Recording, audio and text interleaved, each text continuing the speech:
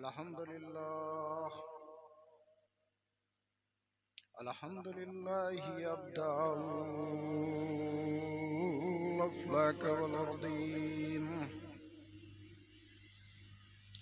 والصلاة والسلام على من كان نبيا وآدم بين الماء والطين،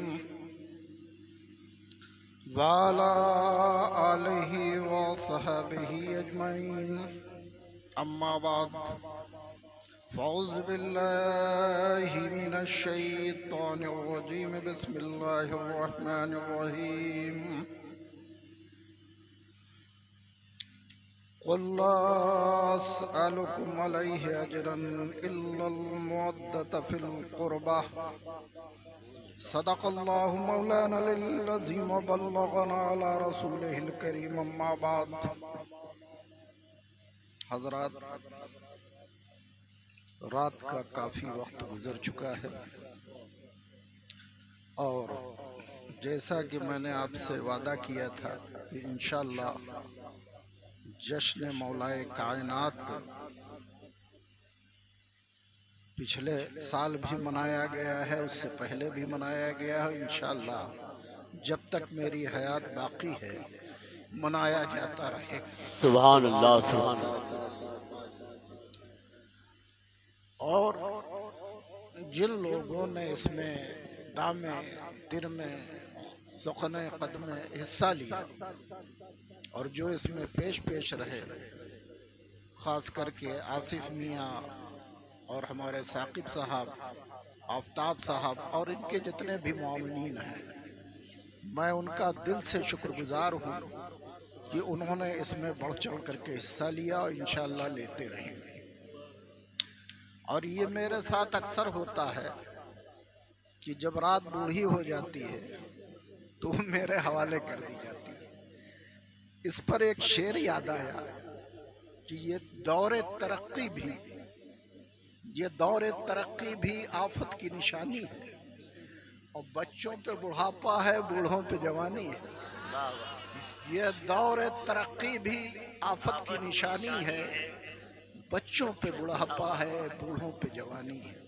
حضرات، اپنی بات شروع کرنے سے قبل بہتر اور مناسب سمجھتا ہوں کہ آئیے ہمراہ نہایت ادب و احترام کے ساتھ آقائے نامدار مدینے کے تاجدار، ہم غریبوں کے غمگسار حبیب پروردگار جناب احمد مجتبی محمد مصطفیٰ صلی اللہ تعالی علیہ وسلم کی بارگاہ بے کس پناہ میں جھوم جھوم کر درود و سلام کا نذرانہ عقیدت پیش کریں. اللہم صلی علی سیدنا و شفیعنا و نبینا مولانا ملجانا محمد مبارک وسلم. صلاۃ و سلام علیک یا حبیب اللہ، یا نبی اللہ، یا رسول اللہ.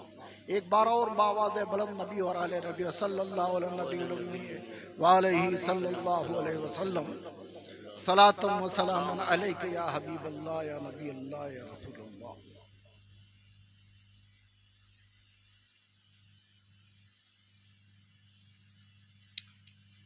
یہ مشہد شریف کے جو ہے محمد شمس الرحمان مشہدی، مشہد شریف کے سجادہ نشین ہے.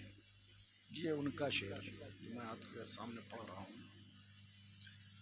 حق شیر خدا حیدر کرار علی، حق شیر خدا حیدر کرار علی ہے، اور اللہ کے محبوب کا شاہکار علی ہے. واہ، اللہ کے محبوب کا شاہکار علی ہے. اور اعمال کے جنت کے سردار کون ہے؟ حسنین کریم.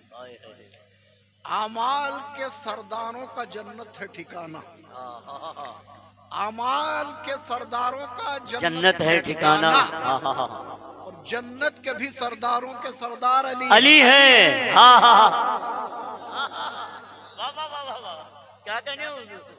اعمال کے سرداروں کا جنت ہے ٹھکانہ، اعمال کے سرداروں کا جنت ہے ٹھکانہ، اور جنت کے بھی سرداروں کے سردار علی ہیں.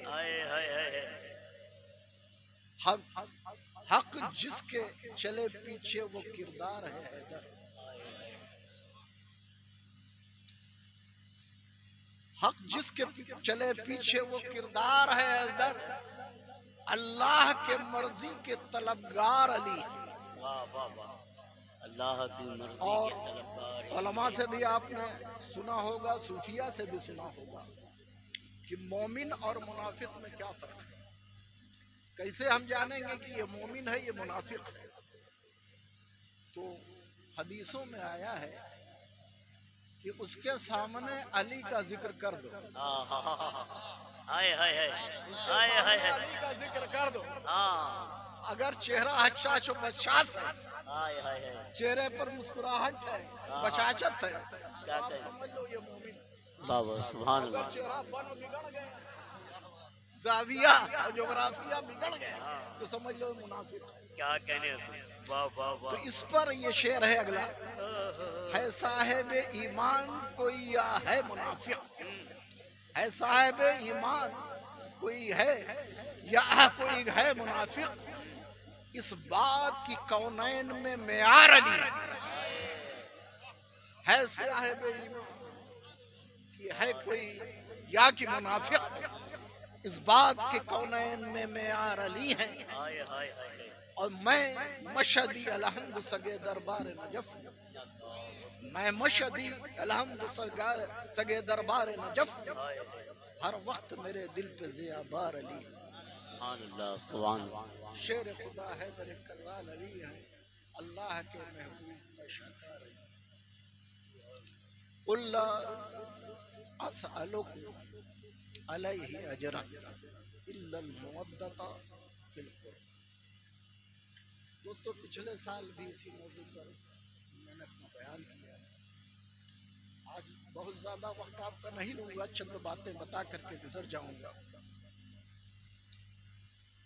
یہ آیت کریمہ جب نازل ہوئی تو نبی اکرم صلی اللہ علیہ وسلم کے صحابہ کا جمہور تھا، سرکار تشریف فرما تھے۔ ایک صحابی اٹھ کھڑے ہوئے، کہا اے اللہ کے رسول، آپ نے جو پیارا دین ہم تک پہنچایا اور جس کو پہنچانے کے لیے آپ کو طرح طرح کی تکلیفیں برداشت کرنا پڑا، طرح طرح کی صعوبتیں برداشت کرنا پڑا، اسی دین کی آبیاری کے لیے جب آپ آگے بڑھے تو طائف کی گلیوں میں آپ کو لہولہان کیا گیا، اسی دین کی آبیاری کے لیے جب آپ آگے بڑھے آپ کے گلے میں اونٹ کا قلادہ ڈالا گیا، اسی دین کی آبیاری کے لیے جب آپ آگے بڑھے تو میدان احد میں آپ کے دندان مبارک شہید ہوئے، بلال حبشی کو تپتے ہوئے ریگزاروں پہ لٹایا گیا، عمار یاسر کو کوڑے لگائے گئے، خباب کی پیٹھ کے نیچے شعلے دہکائے گئے۔ تو اے اللہ کے رسول، جو دین آپ نے ہم تک پہنچایا اور جس کے لیے آپ نے طرح طرح کی صعوبتیں برداشت کی، اس کے عوض میں، اس کے بدلے میں آپ ہم سے کیا چاہتے ہیں، آپ ہم سے کیا طلب کرتے ہیں؟ اللہ کے رسول خاموش رہے لیکن مشیت خاموش نہ رہی۔ یہی آیت کریمہ لے کر کے جبریل امین حاضر ہوئے، اے اللہ کے رسول آپ خاموش نہ رہے بلکہ اجر طلب کریں۔ دوستو یہی سوال جب دیگر انبیاء اور مرسلین کی قوموں نے ان سے کیا تو انہوں نے کہا ان اجری الا الی اللہ، اس کا اجر اگر مجھے چاہیے تو ماں سوا اپنے رب کے اور کسی سے نہیں چاہیے۔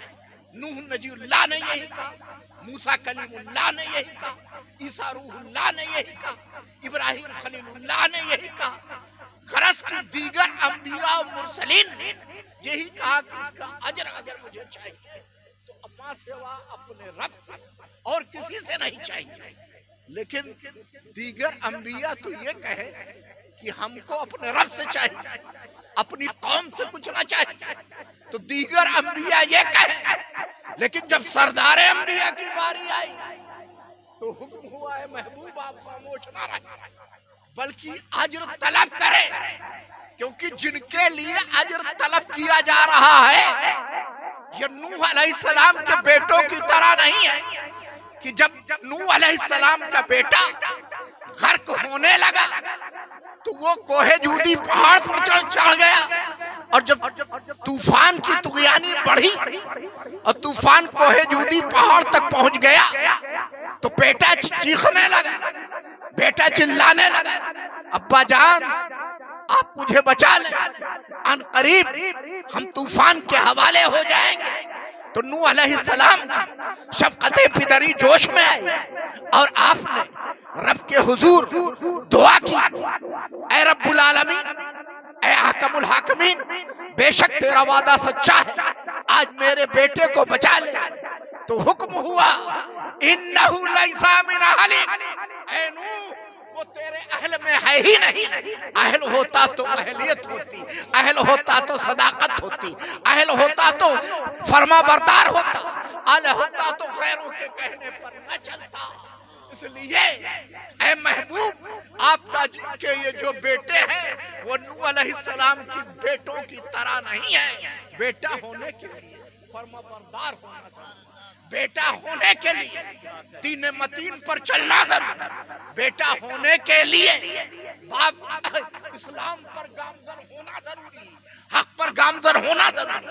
بیٹا تو ہے لیکن غیروں کے ساتھ، بیٹا تو ہے لیکن نافرمانوں کے ساتھ ہے، بیٹا تو ہے لیکن غیروں کے ساتھ ہے، بیٹا تو ہے لیکن کافروں کے ساتھ ہے۔ تو جو حشر تیری قوم کا اے نوح ہوگا وہی حشر تیرے بیٹے کا ہوگا۔ اس لیے اے نوح تیری سفارش نہیں سنی جائے گی، لیکن جب نبی کے بیٹوں کی بات آئی تو اللہ کے رسول تو خاموش رہے لیکن رب کی مشیت خاموش نہ رہی۔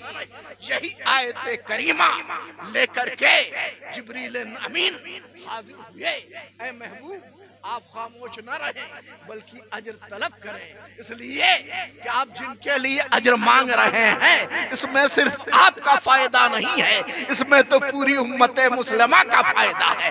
یہ آپ کے وہ بیٹے ہیں جنہوں نے زلف پیمبر کو تھاما ہے، یہ آپ کے وہ بیٹے ہیں جو دوش پیمبر پر سوار ہوئے ہیں، یہ آپ کے وہ بیٹے ہیں جنہوں نے مولا علی کی انگلی پکڑ کر کے اسلام سیکھا ہے، یہ آپ کے وہ بیٹے ہیں جس نے سیدہ فاطمہ الزہرا کا دودھ پیا ہے۔ تو ان سے بہتر اسلام کی تبلیغ کون کر سکتا ہے؟ ان سے بہتر دین متین کو کون سمجھ سکتا ہے؟ ان سے بہتر اسلام کی تبلیغ و اشاعت کون کر سکتا ہے؟ اس لیے جب قوم ان کی الفت میں گرفتار ہو جائے گی، جب قوم ان کی محبت میں گرفتار ہو جائے گی تو صراط مستقیم کو سمجھ جائے گی، دین متین کو سمجھ جائے گی۔ اسی لیے ان کی الفت کے لیے اصرار کیا جا رہا ہے۔ اے محبوب آپ خاموش نہ رہیں بلکہ اجر طلب کریں۔ اور دوستو اجر کیا ہوتا ہے؟ ایک مخصوص حق ہوتا ہے۔ جس طرح سے ایک مزدور ہے، 8 گھنٹے جب مزدوری وہ کرتا ہے تو آپ اس کی اجرت دیتے ہیں، کیونکہ یہ اس نے جو خون پسینہ بہایا ہے یہ اس کا خصوصی حق۔ اب کا آپ کہیں گے اہل بیت نے کیا کیا؟ ارے تو کربلا کا معرکہ کیا تمہاری نگاہ سے نہیں گزرا؟ اہل بیت نے وہ کیا ہے کہ اسلام کو اپنے خون سے سینچا ہے۔ اہل بیت نے وہ کیا ہے کہ جب ضرورت پڑی ہے تو 6 ماہ کے بچے کی بھی قربانی۔ ان سے بہتر دین کی تبلیغ و اشاعت کون کر سکتا ہے؟ ان سے بہتر اسلام کو کون سمجھا سکتا ہے؟ اس لیے جب قوم ان کی الفت میں ان کی محبت میں گرفتار ہو جائے گی تو دین متین کو سمجھ جائے گی، صراط مستقیم کو سمجھ جائے گی۔ الا المودۃ فی القربہ۔ اب دوستو ایک بات اور بتا دوں، مودت اور محبت میں فرق کیا ہے؟ جب علامہ اسماعیل نبہانی سے پوچھا گیا کہ حضور مودت اور محبت میں فرق کیا ہے؟ تو انہوں نے بڑا پیارا جواب دیا. انہوں نے کہا محبت جو کی جاتی ہے وہ دنیا داروں سے کی جاتی ہے اور مودت جو کی جاتی ہے نبی کے پیاروں سے کی جاتی ہے. یہی ہے مودت و محبت میں فرق.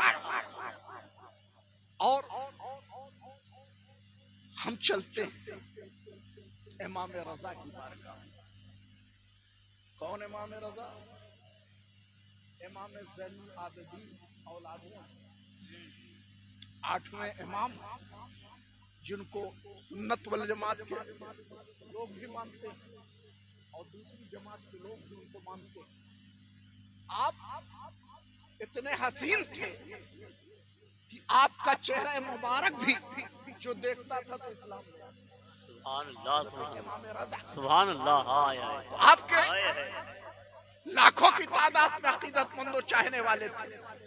ایک دن سب جمع تھے, کہنے لگے, ایک شخص نے حضرت سے سوال کر لیا, کہا حضرت آپ کے لاکھوں ہزاروں عقیدت مند و چاہنے والے ہیں, یہ کیسے پتا چلے کہ آپ کا سچا شیدائی کون, آپ کا سچا عاشق کون, آپ سے سچی الفت و محبت رکھنے والا کون ہے؟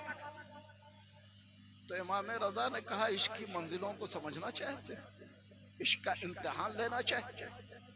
آپ نے کہا آگ لاؤ, الاؤ جلا, شعلے دیکھا, آگ لائی گئی, الاؤ جلایا گیا, شعلے دیکھائے گئے. آپ نے فرمایا ہے کوئی میرا سچیدائی, ہے کوئی میرا عاشق, ہے کوئی مجھ سے سچی عقیدت و محبت رکھنے والا جو ان دہکتے ہوئے شعلوں میں داخل ہو جائے. دوستو تمام حلوہ پوری کھانے والے ایک جانب ہو گئے, لیکن اسی وقت حضرت کا ایک سچا عاشق حاضر ہو گیا, ایک سچا شیدائی حاضر ہو گیا. حضرت ہارون مکی اچانک حاضر ہو گئے. کہا مولا کیا حکم ہے؟ کہا ہارون مکی میرے سچے شیدائی ہو, مجھ سے سچی عقیدت و محبت رکھتے ہو؟ کہا مولا رکھتا ہوں. کہا ہارون مکی پھر یہ شعلے دہک رہے ہیں, ان دہکتے ہوئے شعلوں میں داخل ہو جاؤ. تو دوستو ہارون مکی نے چوں چرا نہیں کیا, سوال و جواب نہیں کیا, کیونکہ عشق کی منزل ہی یہی ہے.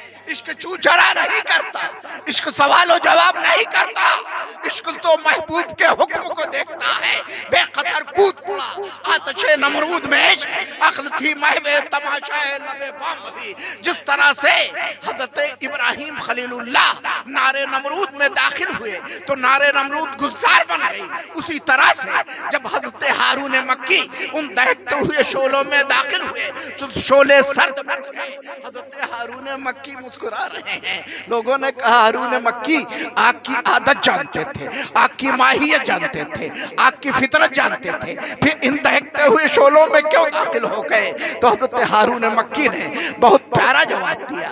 حضرت ہارون مکی نے فرمایا میں آگ کی ماہیت جانتا تھا, میں آگ کی عادت جانتا تھا, میں آگ کی فطرت جانتا تھا, میں آگ کا انداز جانتا تھا, لیکن میرا وجدان بول رہا تھا, میرا ایمان بول رہا تھا, میری حمیت بول رہی تھی, میری غیرت بول رہی تھی. جو ان شعلوں کو دہکانا جانتا ہے وہی ان شعلوں کو بجھانا جانتا ہے.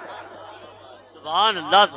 آئے ہے بابا, نعرہ تکبیر, نعرہ رسالت, ذکر مولائے کائنات, نعرہ حیدری, حضور سید معراج اشرف میاں صاحب قبلہ, نعرہ تکبیر.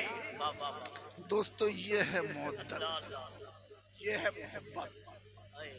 تو اہل مانے والے, بیت مانے گھر, گھر والے. اور کس کے گھر والے؟ جس کو ہم پہچانے, نبی کے گھر والے. تو آخر نبی کے گھر والوں کو ہم پہچانیں گے کیسے؟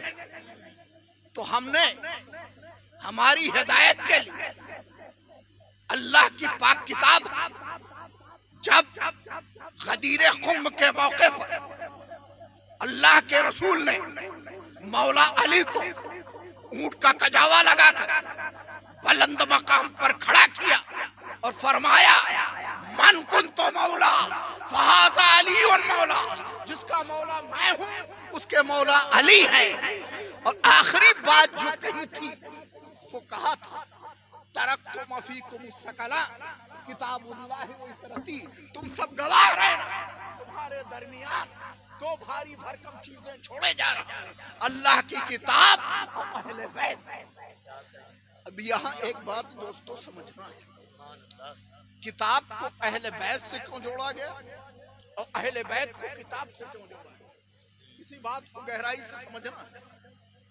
اس لیے کہ نبی اکرم صلی اللہ علیہ وسلم کے بعد صحابہ کا دور اور 100 سال 100 سال کے بعد ان کا بھی دور ختم ہو جائے گا، پھر تابعی کا دور آئے گا، کچھ عرصے بعد ان کا بھی دور ختم ہو جائے گا، پھر تابعی کا دور آئے گا، کچھ عرصے بعد ان کا بھی دور ختم ہو جائے گا، میں مجتہدین کا دور آئے گا، ان کا بھی دور ختم ہو جائے گا، لیکن قیامت تک کتاب اللہ رہے گی، قیامت تک اللہ کی کتاب رہے گی اور قیامت تک اہل بیت رہیں گے۔ اس لیے اللہ کے رسول نے اہل بیت کو کتاب سے جوڑا اور کتاب کو اہل بیت سے جوڑا، جو بھی ان کو مضبوطی سے تھامے رہے گا۔ کیا کہے، سبحان اللہ، حق ہے بابا، کتاب کو اہل بیت سے جوڑا اور اہل بیت کو کتاب سے جوڑا، قیامت تک اللہ کی کتاب رہے گی اور قیامت تک اہل بیت رہیں گے۔ جو ان کا دامن مضبوطی سے تھامے رہے گا وہ کبھی گمراہ نہیں۔ تو ہم نے قرآن سے پوچھا ہے، قرآن تو ہی بتا دے کون ہے یہ اہل بیت، ہم کس کی اتباع کریں، ہم کس کی پیروی کریں؟ تو قرآن نے کہا انما یرید اللہ لیذھب عنکم الرجس اہل البیت ویطہرکم تطہیرا۔ اے نبی آپ تعین کریں اپنے گھر والوں تاکہ میں ان کو خوب خوب پاک کروں۔ دوستو یہاں قرآن کے انداز تخاطب پر قربان جائیے، جب ان اہل بیت کا ذکر ہوا تو پہلے ان کو طاہر کا پھر تطہیرہ کا۔ علماء یہاں بیٹھے ہیں، نہایت ذمہ داری سے بول رہا ہوں، طاہر مانے پاک اور تطہیرہ مانے پاک کرنے والا۔ یہ پاک بھی ہے اور پاک کرنے والے بھی ہیں۔ اگر کسی کو ان کی پاکی پر شک ہے تو ہم کو اس کے ایمان میں شک ہے۔ کیا کہنے، یہ پاک بھی ہے۔ تو جب یہ آیت کریمہ دوستو نازل ہوئی تو اللہ کے رسول نے کیا کیا؟ پاک چادر منگائی، اس چادر تطہیر کے نیچے، پاک چادر کے نیچے آپ نے کہا این الحسن، کہاں ہے میرا پیارا حسن؟ این الحسین، کہاں ہے میرا پیارا حسین؟ این فاطمہ، کہاں ہے میری لخت جگر فاطمہ؟ این العلی، کہاں ہے میرا پیارا علی؟ جب یہ پانچوں تن پاک چادر کے نیچے جمع ہو گئے تو اللہ کے رسول نے فرمایا اللہم ہاؤلائی اہل بیتی، اے میرے رب یہی ہے میرے اہل بیت، جو ان کا ہو گیا وہ میرا ہو گیا، جو ان سے جدا ہے اس سے جدا ہے۔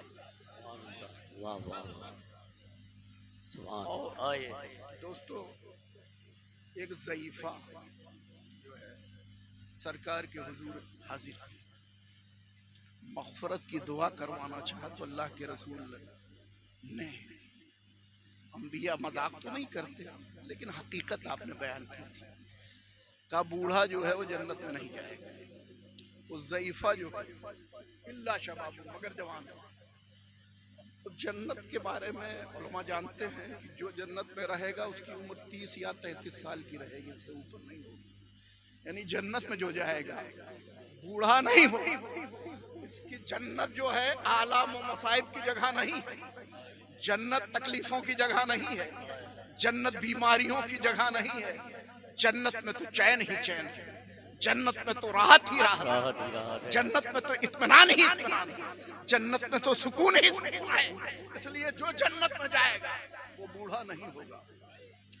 तो का ज़ारो कतार रोने लगी। साहबा ने फरमाया अल्लाह के रसूल जब से आपने कह दिया ज़ारो कतार रो रही है, तो आपने उसको अपने करीब बुलाया।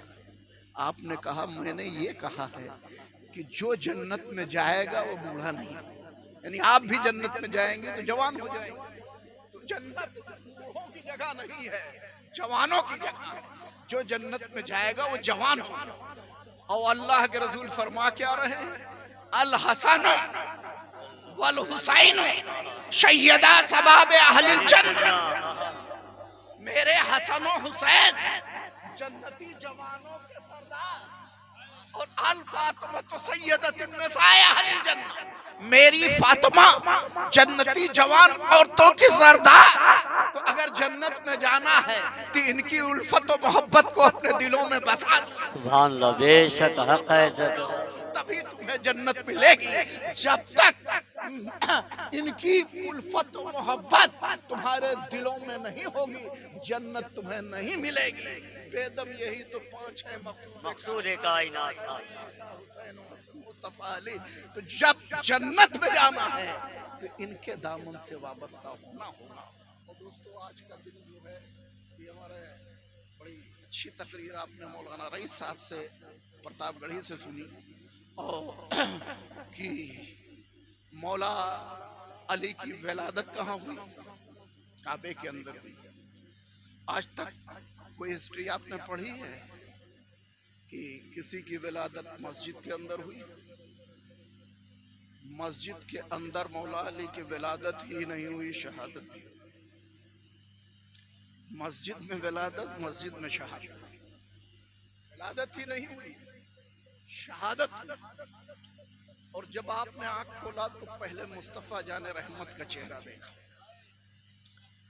तो अली की जात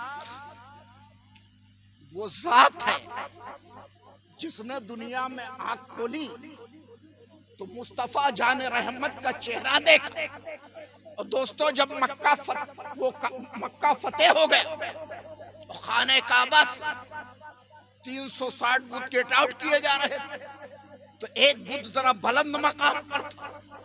मौला अली से अल्लाह के रसूल ने कहा ये बुत जरा बुलंद मकाम पर है, ऐ अली मेरे कांधों पर सवार हो जाओ। मौला अली ने कहा नहीं अल्लाह के रसूल आप मेरे कांधों पर सवार हो जाओ। तो नबी ने फरमाया ऐ अली मैं हुक्म देता हूं कि मेरे कांधों पर सवार हो जाओ। और जब नबी के कांधों पर अली सवार हुए और उस बुत को उतारा तो आलम क्या था? किसी ने पूछा अली जब आप नबी के कांधों पर सवार थे तो उस वक्त आपकी क्या पोजीशन, उस वक्त आपकी क्या हालत? तो मौला अली ने कहा मुझको ऐसा लगता था कि मैं जमीन पर नहीं हूं बल्कि अर्श की बुलंदी हूं। घटाए से घटा है न घटे, जब बढ़ाए तुझे अल्लाह ताला तेरा। मौला अली की जात वो जात जिसको अल्लाह के रसूल ने बढ़ाया है, उसको कोई घटा नहीं सकता। तो यहाँ एक बात और बयान करना चाहता हूँ कुरान के मुताबिक कि अब्दुल्ला इब्न मसूद रावी है इस हदीस के कि किसी ने हज़रत अब्दुल्ला इब्न मसूद से पूछ लिया कि मौला अली के इल्म का क्या हाल है? अल्लाह के रसूल ने फरमाया था अना मदीनतुल इल्म वाली, मैं इल्म का शहर हूँ, अली उसके दरवाजे। तो अब्दुल्ला इब्न मसूद ने बयान किया मैंने जो मौला अली से सुना है वो ये है। कहा क्या? कहा मौला अली ने फरमाया जो कुछ कुरान में है वो सूरह यासीन, जो कुछ सूरह यासीन में है वो सूरह फातिहा में, और जो कुछ सूरह फातिहा में है वो बिस्मिल्लाह में, जो कुछ बिस्मिल्लाह में है वो बे में, और जो बे में है वो उसके नुक्ते में है। علی فرماتے ہیں علیو نقطو تحیت البے، علی تو بے کے نیچے کا نقطہ ہے، قرآن کو سمیٹو اور والناس کی سین سے ملا دو تو بس ہو جائے گا، اب پلٹ دو تو سب ہو جائے گا۔ علی بس ہے، علی سب ہے، قرآن کو سمجھنا ہے تو علی سے سمجھو، علی کو سمجھنا ہے تو قرآن سے سمجھو۔ یہ ہے مولا علی کا علم۔ آپ فرماتے تھے اگر نبی سے ایک بار ملو گے تو مجھ سے 2 بار پوچھنا، یہ بات نبی تک پہنچا دی۔ سرکار نے مولا علی کو طلب کیا، علی آپ نے ایسا کہا؟ مولا علی نے کہا میں نے نہیں کہا، یا آپ نے کہا؟ کہا کیسے؟ آپ ہی نے تو کہا ہے انا مدینۃ العلم والی بابوہا، میں علم کا شہر ہوں، علی اس کے دروازے ہیں۔ تو آنے والا دروازے سے ایک بار آئے گا، دوبارہ پلٹ کے جائے گا، تو اگر آپ سے ایک بار ملے گا،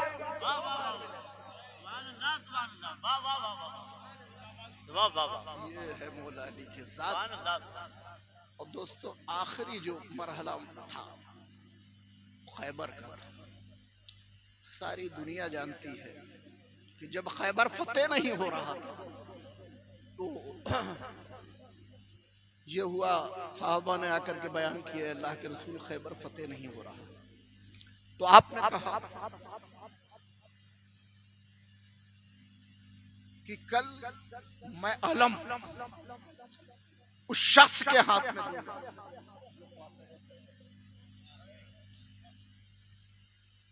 جب صبح ہوئی تو سبھی منتظر تھے، کاش علم ہم کو مل جاتا، کاش علم ہم کو مل جاتا، لیکن آپ کی نظریں چاروں طرف مولا علی اٹھا لی نہیں، کہا وہ تو آشوب چشم میں مبتلا ہے، ان کی آنکھ دکھ رہی ہے، وہ تو نہیں آئے۔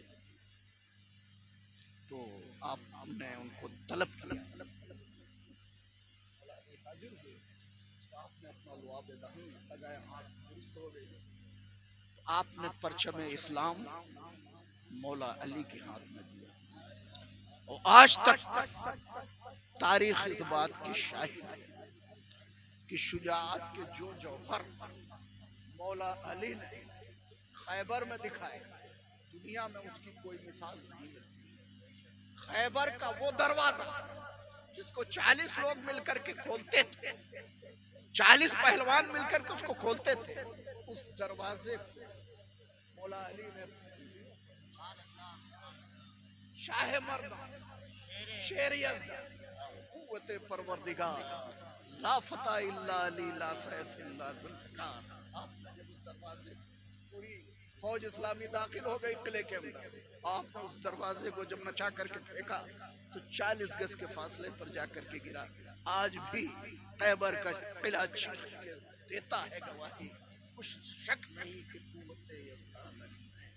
آج بھی ہوگر ابراہیم سے ایمان پیدا، آگ کر سکتی ہے اندازے گلستہ پیدا، اور تیرے میکدے میں کمی نہیں، جو کمی ہے ذوق طلب میں ہے، جو ہم مانگنے والے تو آج بھی وہی وعدہ ہے، وہی جام ہے۔ انسان کو بیدار تو ہو لینے دو، ہر قوم پکارے گی ہمارے حسین، وما علیہ البلاغ، وآخر دعوانا الحمدللہ رب العالمین۔ آپ تمام نبی سلام علیکہ، سلام علیکہ یا حبیب، سلام علیکہ، صلوات اللہ علیکہ یا رسول اللہ، یا حبیب اللہ۔ آپ کا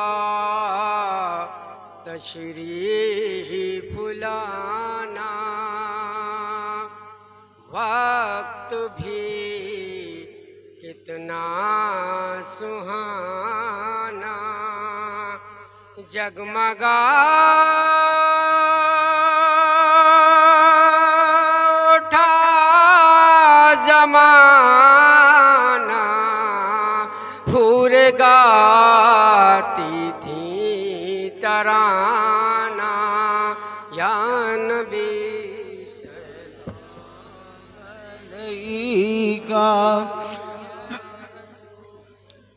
سلام علیکہ یا حبیب علیکہ صلوات اللہ حبیب یا رسول اللہ علیک السلام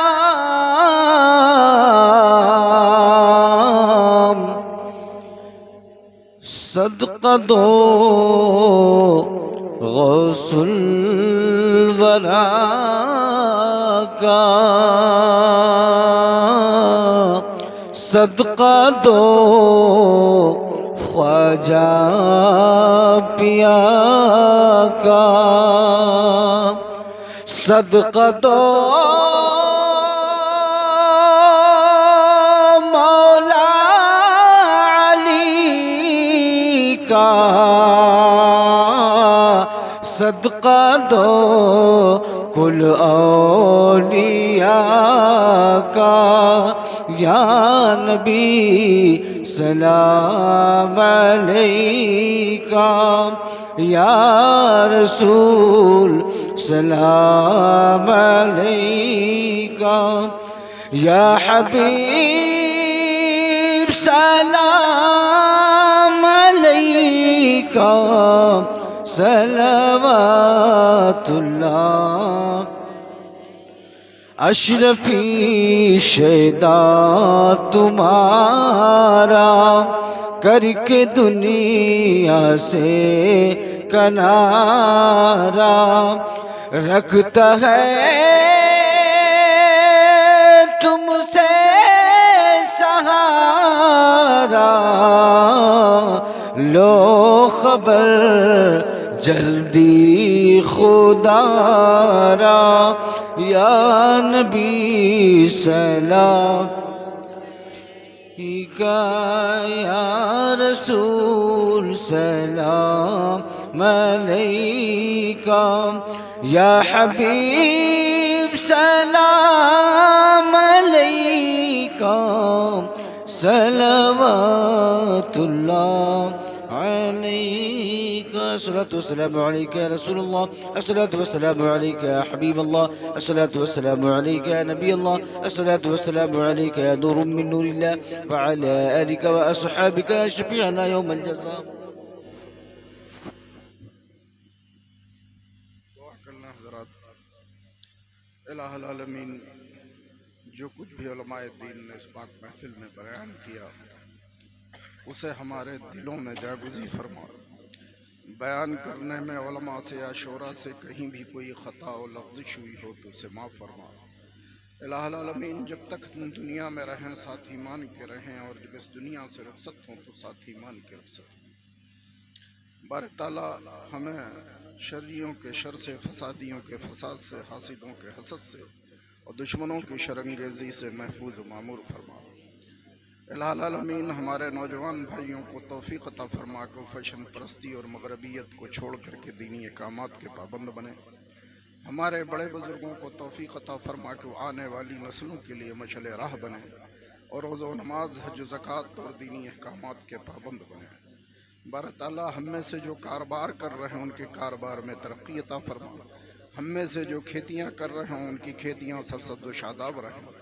ہم میں سے جو پریشان حال ہوں ان کی پریشانیوں کو دور فرما. ہم میں سے جو بیمار ہوں انہیں شفائے کلی عطا فرما. ہم میں سے جو بے اولاد ہوں انہیں اولاد صالح عطا فرما. الہ العالمین ہمیں شہدائے کربلا و اہل بیت اطہار کے نقش قدم پر چلنے کی توفیق رفیق عطا فرما. او مولا علی و پنجتن پاک کی محبت ہمارے دلوں میں ہمیشہ جاگزی رہے. الہ العالمین فلسطین کے مسلمانوں کی حفاظت فرما، ان کے جان مال عزت آبرو کی حفاظت فرما اور ہندوستان کے تمام تر مسلمانوں کے جان مال عزت آبرو کی حفاظت فرما.